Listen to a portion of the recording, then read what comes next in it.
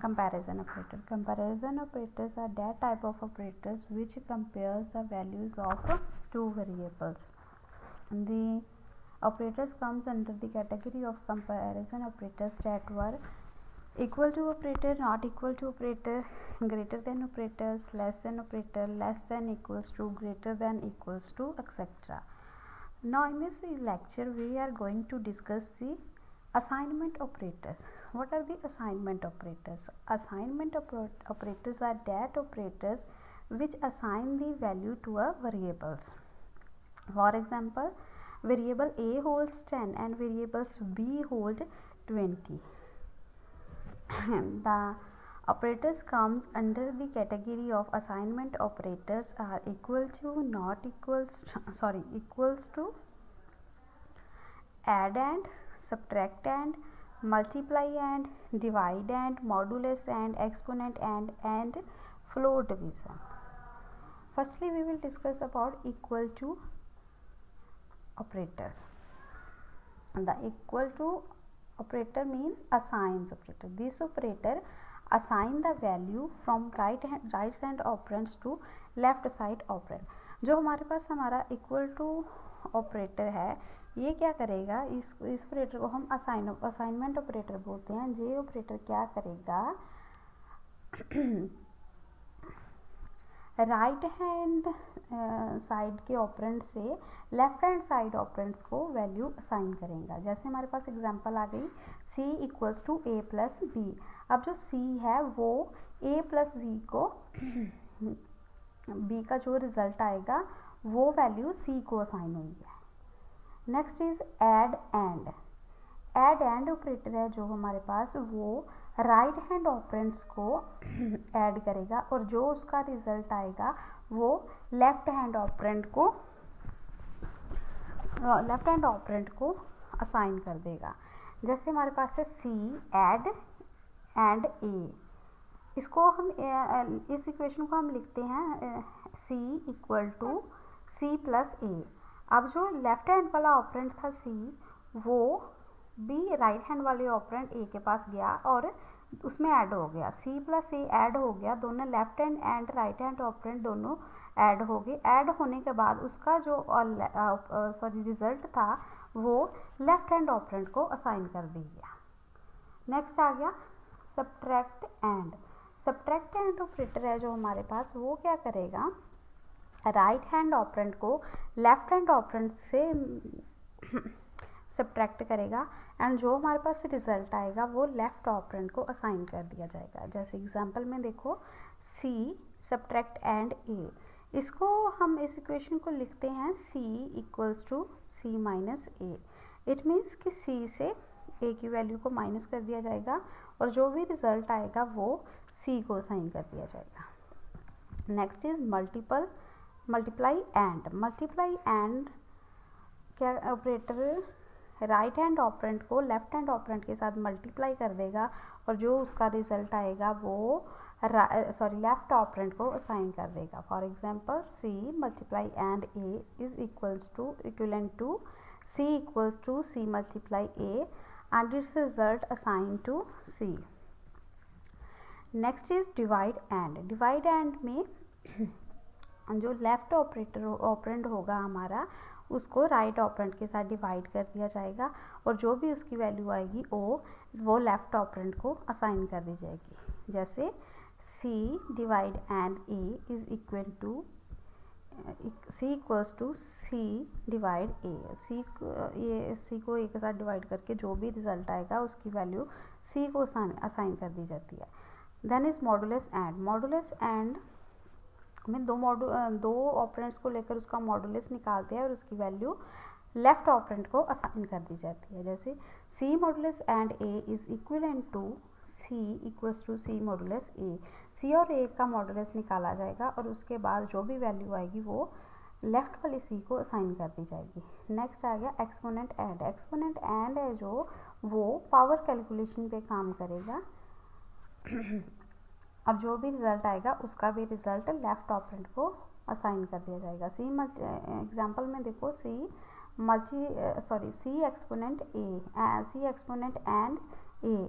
इसको हम लिखते हैं C equals to C exponent and a. जो C एक्सपोनेंट एंड ए का रिजल्ट आएगा उसकी वैल्यू C को असाइन कर दी जाएगी। Next is floor division. Floor division जब हमारे पास डेसिमल में रिज़ल्ट आता है डिवाइड करने के बाद तो हम फ्लोर डिवीज़न ऑपरेटर यूज़ करते हैं। फ्लोर डिवीज़न में ऑपरेटर्स पे फ्लोर डिवीज़न अप्लाई की जाएगी। जो भी रिज़ल्ट आएगा वो लेफ़्ट ऑपरेंड को असाइन कर दिया जाएगा। C floor division A is equivalent to C equals to C floor division A। Next operator is bitwise operator. Bitwise operators जो होते हैं वो बिट्स पे ऑपरेशन परफॉर्म करते हैं। The bitwise operators are that kind of operators which perform action on bits. It perform action on bits by bit. जैसे हमारे पास A की वैल्यू है 60 एंड B की वैल्यू है 13 और अब हमने 60 को बाइनरी लैंग्वेज में लिखना है तो 60 आ जाएगा 0 0 1 1 1 1 0 0 एंड B इक्वल्स टू 13 है तो 13 को बाइनरी लैंग्वेज में जब लिखेंगे तो 13 आ जाएगा 0 0 0 0 1 1 0 1। ठीक है, तो हमारे पास ऑपरेंड हम कैसे लिखेंगे? A इक्वल्स टू हमारे पास आ गया 0 0 1 1 1 1 0 0 एंड B आ गया हमारे पास 0 0 0 0 1 1 0 0। The operation performed on the operators comes under the category of bitwise operators are binary and binary or binary XOR, binary ones complement, binary left shift, binary right shift। Binary and में क्या होता है? Binary and में हमारे पास दो operands की value है और ऑपरेटर क्या करेगा? उन बिट्स को कॉपी करेगा जो बिट्स दोनों ऑपरेंड्स के पास होगी उनको वो कॉपी कर लेगा। जैसे A बाइनरी एंड B आ गया, इट मीन्स A के पास A की वैल्यू 0 0 0 0 एंड B इज़ 1 1 0 0। वो वाली वैल्यूज़ कॉपी होंगी इनमें से जो दोनों के पास होंगी। बाइनरी और है वो उस बिट को कॉपी करेगा जो दोनों में से किसी एक भी ऑपरेंड्स के पास होगी। ठीक है, A बाइनरी और B equals to 6 1, it means 0 0 1 1 1 1 0 1। जो बिट दोनों ऑपरेंड्स में किसी एक के पास भी होगी उस बिट को ये कॉपी कर लेगा। बाइनरी एक्सऑर क्या करेगा? अगर उस कोई बिट का सेट बना हुआ है ऑपरेंड्स में तो उस बिट को कॉपी करेगा जिनका एक प्रॉपर सेट बना होगा, अदरवाइज दूसरी को वो कॉपी नहीं करेगा।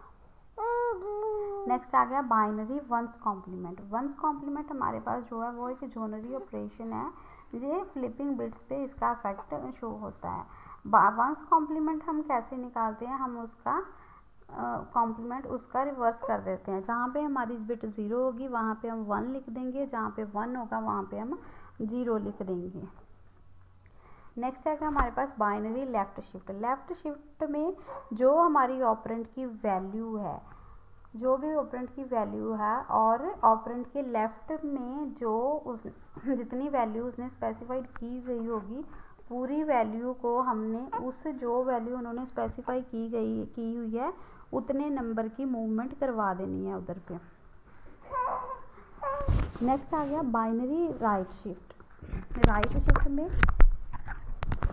जो हमारे ऑपरेंड की वैल्यू वो राइट को मूव करेगी और कितने नंबर मूव करेगी? जितना भी वहाँ पे उसके राइट पे स्पेसिफाई किया गया होगा। जैसे A बाइनरी राइट शिफ्ट 2, तो पूरे की पूरी ऑपरेंड की वैल्यू को 2 बिट्स पे हम मूवमेंट करेंगे।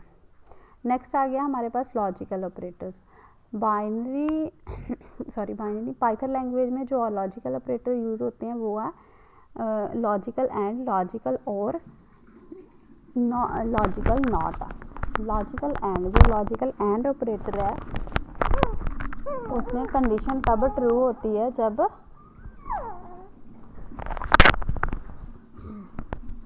दोनों ऑपरेंड्स ट्रू होंगे तो हमारी कंडीशन ट्रू होगी। अगर एक भी ऑपरेंड्स की वैल्यू ट्रू नहीं है तो हमारे पास लॉजिकल एंड की कंडीशन ट्रू नहीं होगी।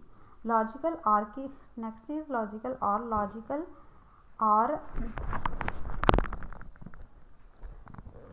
और की कंडीशन तब ट्रू होगी हमारे पास जब दोनों में से एक नॉन जीरो रिजल्ट होगा, दोनों ऑपरेंड्स में एक ऑपरेंड नॉन जीरो होगा तो उसका रिजल्ट ट्रू आएगा। नेक्स्ट आ गया हमारे पास लॉजिकल नॉट। लॉजिकल नॉट में क्या होगी, हमारी स्टेट है जो रिवर्स होगी। अगर हमारे पास स्टेट ज़ीरो है तो उसका रिजल्ट 1 आ जाएगा, अगर 1 स्टेट है तो उसका रिजल्ट 2 आ जाएगा।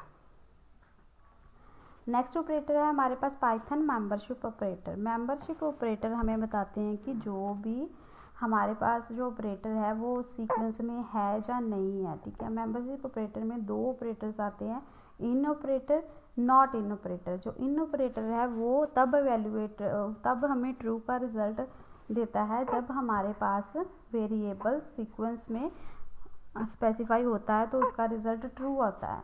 और नॉट इन तब ट्रू होता है जब हमारा वेरिएबल सीक्वेंस में नहीं होता, सीक्वेंस में हमें फाइंड आउट नहीं होता, तो हम बोलेंगे कि वो नॉट इन है। This is all about the types of operator used in Python. Thank you students.